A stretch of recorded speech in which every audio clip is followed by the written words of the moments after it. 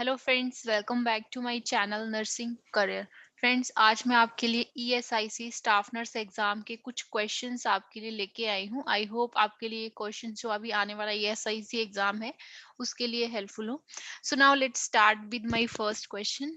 Question number first, the hormone that confirm pregnancy is, and its options are HCG, TSH, luteinizing hormone and none of the above। तो इसमें हमारे पास answer है HCG। जो HCG है उसको हम क्या बोलते हैं? Human chorionic gonadotrophin hormone. और इसको हम जब भी लेडी प्रेग्नेंट होती है उस टाइम पे हम टेस्ट करते हैं तो HCG का लेवल क्या इंक्रीज्ड आता है। तो ये ब्लड टेस्ट के थ्रू भी और यूरिन टेस्ट के थ्रू भी हम इसको मेजर कर सकते हैं। देन नेक्स्ट है हमारा question number second, the most preferred route of administration of insulin is. Insulin हम कौन से रूट से जो है हम मोस्टली देते हैं? तो वो आता है हमारा सबक्यूटेनियस रूट। इंसुलिन जो है हम सबक्यूटेनियस रूट से देते हैं 45 डिग्री से 90 डिग्री तक। और इसे हम एडमिनिस्टर कहाँ करते हैं? लेयर ऑफ स्किन में करते हैं, डायरेक्टली बिलो द डर्मिस।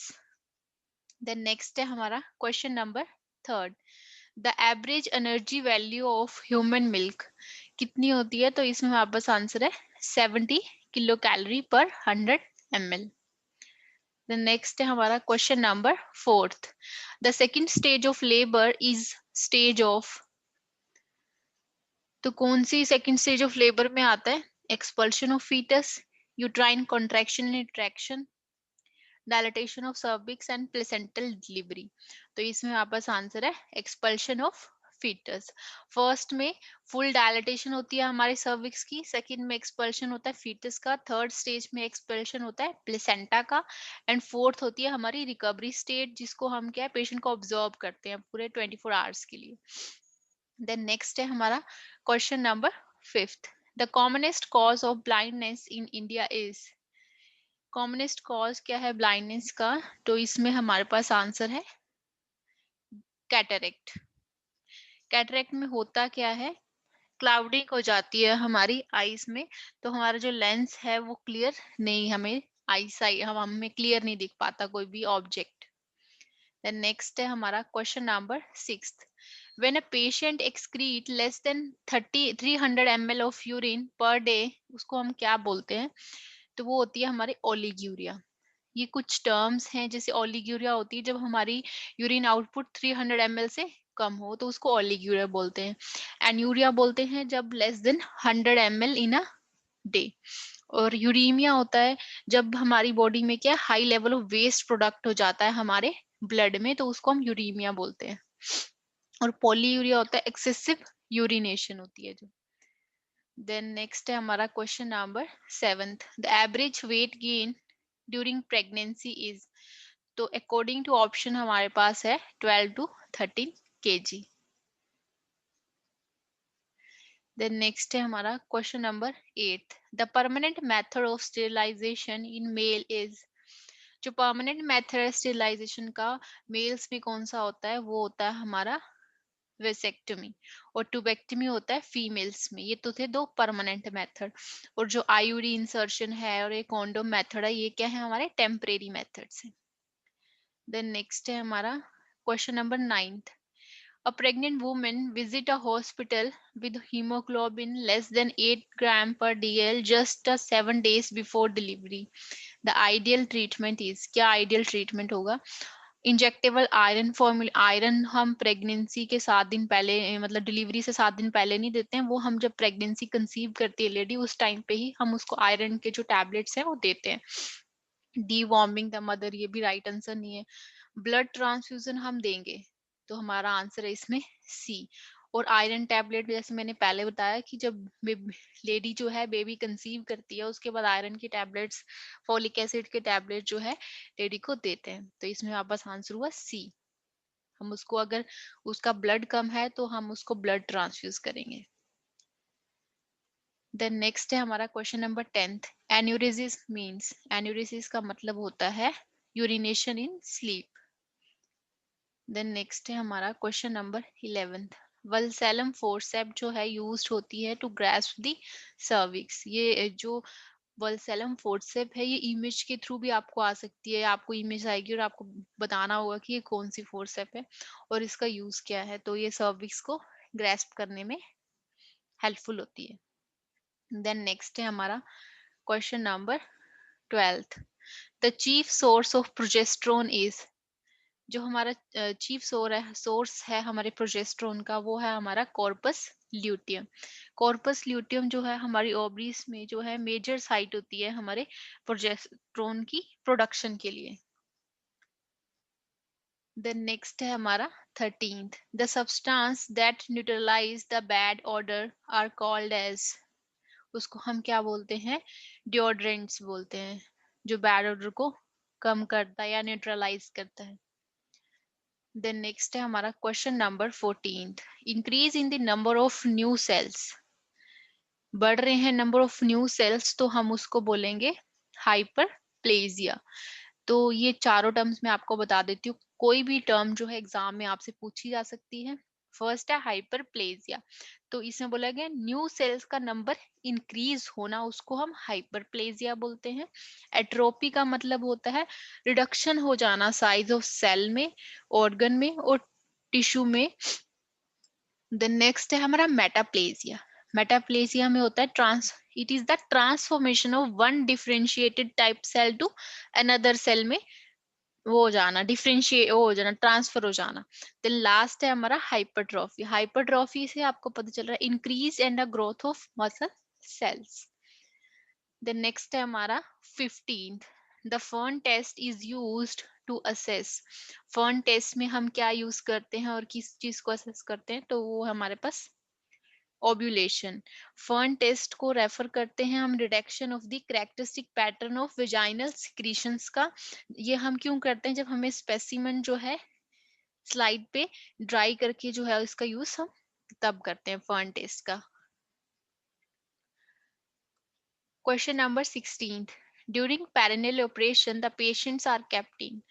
अगर पेशेंट का पेरिनेल ऑपरेशन हो रहा है तो हम उसको कौन सी पोजीशन देंगे, तो इसमें हमारे पास है लिथोटोमी पोजीशन देंगे। लिथोटोमी जो पोजीशन है वो कॉमनली हम सर्जिकल और मेडिकल जितने भी एग्जामिनेशन होते हैं, किसके, पेल्विस के, लोअर एब्डोमेन के, as well as child birth में भी हम यही पोजीशन देते हैं, लिथोटोमी पोजीशन। देन नेक्स्ट है हमारा 17th। The DPT vaccine protects against all except, तो इसमें हमारे पास आंसर है पोलियो। नहीं होता है इसमें। डी से डिप्थीरिया, प्रोट्यूसिस और टेटनस की प्रोटेक्शन करते हैं, बट पोलियो की हम डीपीटी से इसको प्रिवेंट नहीं कर सकते। देन नेक्स्ट है हमारा question number 18th। Snellen chart का हम यूज करते हैं to assess the defect in eye. Question number 19th। Which of the following is a bleeding disorder, कि ब्लीडिंग डिसऑर्डर कौन सा इनमें से, तो आप सबको पता होना चाहिए हीमोफीलिया जो है एक आपका ब्लीडिंग डिसऑर्डर है। आगे फर्दर ये हीमोफीलिया ए बी, तो इनमें आगे फर्दर डिवाइड होता है। देन नेक्स्ट है हमारा question number 20। The chicken pox is caused via, chicken pox किसके द्वारा कॉज्ड होता है, via virus, varicella zoster virus की वजह से। देन नेक्स्ट है हमारा question number 21। The most distal blood vessel that can be palpated, तो वो होती है हमारी dorsal pedis artery. Then next है हमारा question number 22।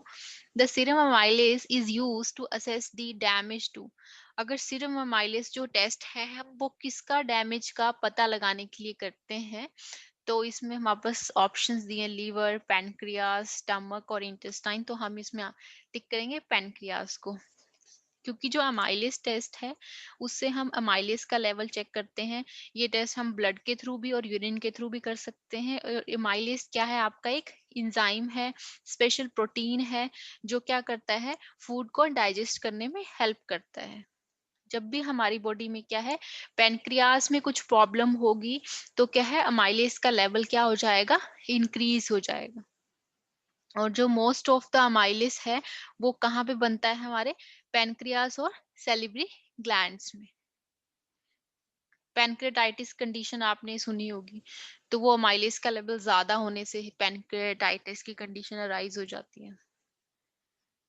Question number 23, the thickest layer of the uterus is. तो इसमें हमारे पास ऑप्शन है एंडोमेट्रियम, पेरीमेट्रियम, मायोमेट्रियम एंड पेरियोटोनियम। तो इसमें हमारे पास आंसर है मायोमेट्रियम जो है हमारी थिकेस्ट लेयर। सबसे पहले तो आपको पता होना चाहिए हमारे यूट्रस की कितनी लेयर्स होती हैं, वो होती हैं 3 layers, endometrium, myometrium and perimetrium. जो एंडोमेट्रियम होती है वो होती है सबसे इनर मोस्ट लेयर, अंदर की लेयर होती है। एम से याद रखो आप, मायोमेट्रियम मतलब मिडल, वो होती है मिडल और सबसे थिकेस्ट लेयर होती है यूट्रस की। और आगे लास्ट है आपकी पेरीमेट्रियम, पेरीमेट्रियम आपकी आउटर जो लेयर होती है यूट्रस की। देन नेक्स्ट है हमारा question number 24, the endocrine gland present in the base of brain is. तो इसमें हमारे पास आंसर है हमारी कौन सी एंडोक्राइन ग्लैंड होती है, pituitary gland. Question number 25, the tenderness at McBurney point is a suggestive of. अगर मैकबर्ने पॉइंट पे आपको टेंडरनेस हो रही है तो वो किसका साइन है आपका, एक्यूट अपेंडिसाइटिस का। ये क्वेश्चन बहुत सारे एग्जाम्स में भी आ चुका है, पिछले लास्ट ईयर एग्जाम HPSSB में भी आया था, तो ये क्वेश्चन बहुत इंपॉर्टेंट है। Question number 26, a nurse apply an ice pack to a client leg for 20 minutes. What clinical indicator help nurse determine the effectiveness of treatment? तो इसमें हमारे पास आंसर है लोकल एनेस्थीसिया। देन नेक्स्ट है हमारा question number 27, the normal pH of arterial blood. जो arterial blood होता है उसका नॉर्मल पीएच कितना होता है हमारे पास, 7.35 to 7.45। Question number 28, the cold shock is also called as. तो उसको हम क्या बोल सकते हैं, उसको हम बोलते हैं हाइपोवोलेमिक शॉक। क्यों बोलते हैं हाइपोवोलेमिक शॉक को कोल्ड शॉक, क्योंकि उसमें क्या है आपका, किसकी वजह से होता है आपका, लो ब्लड वॉल्यूम की वजह से होता है, जिसकी वजह से आपकी हार्ट रेट भी क्या हो जाती है, कार्डिक आउटपुट कम हो जाती है। और हाई नाम से पता चला ना, हाइपोवोलेमिक मतलब फ्लूइड जो वॉल्यूम जो है इसमें कम हो जा रहा है हमारी बॉडी में। अगर फ्लूइड वॉल्यूम कम हो जाएगा तो उसकी वजह से हमारी कार्डिक आउटपुट भी कम हो जाएगी। और इसकी वजह से कुछ एक सिम्टम्स आएंगे, लाइक रैपिड थ्रेडी पल्स होगी, आदमी जो है कोल्ड क्लैमी स्किन होगी, रैपिड जल्दी जल्दी रेस्पिरेट करेगा पेशेंट, और रेस्टलेसनेस होगी। देन नेक्स्ट है हमारा question number 29, the central incisor appear at. तो इसमें हमारे पास आंसर है 6th month. Then last one is question number 30, the drug use to treat the tuberculosis is. तो हमारे पास ऑप्शन है rifampicin, chloramphenicol, amoxicillin and ciprofloxacin. तो इसमें हमारे पास आंसर है रिफैम्पिसिन जो ड्रग है जिसका हम यूज करते हैं ट्रीट करने के लिए ट्यूबरक्लोसिस को। और ये बहुत सारे रिफैम्पिसिन वैसे ट्यूबरक्लोसिस की ATT ड्रग है। और ये एक एंटीबायोटिक है जो बैक्टीरियल इन्फेक्शंस लाइक ट्यूबरक्लोसिस और भी अदर इन्फेक्शंस को ट्रीट करते हैं इससे। Thank you guys, I hope आपको मेरी वीडियो के क्वेश्चंस अच्छे लगे हों, क्योंकि ये वाले क्वेश्चंस जो है पिछले लास्ट ईयर एग्जाम्स में आ रखे हैं, तो मैं इसका सेकंड पार्ट भी लेके आऊंगी। और अगर आपको वीडियो अच्छी लगी है और नॉलेजेबल लगी है तो लाइक शेयर एंड कमेंट, और आप मुझे कमेंट सेक्शन में बता सकते हैं कि आपको ESIC एग्जाम का नेक्स्ट पार्ट चाहिए या नहीं चाहिए। Thank you guys.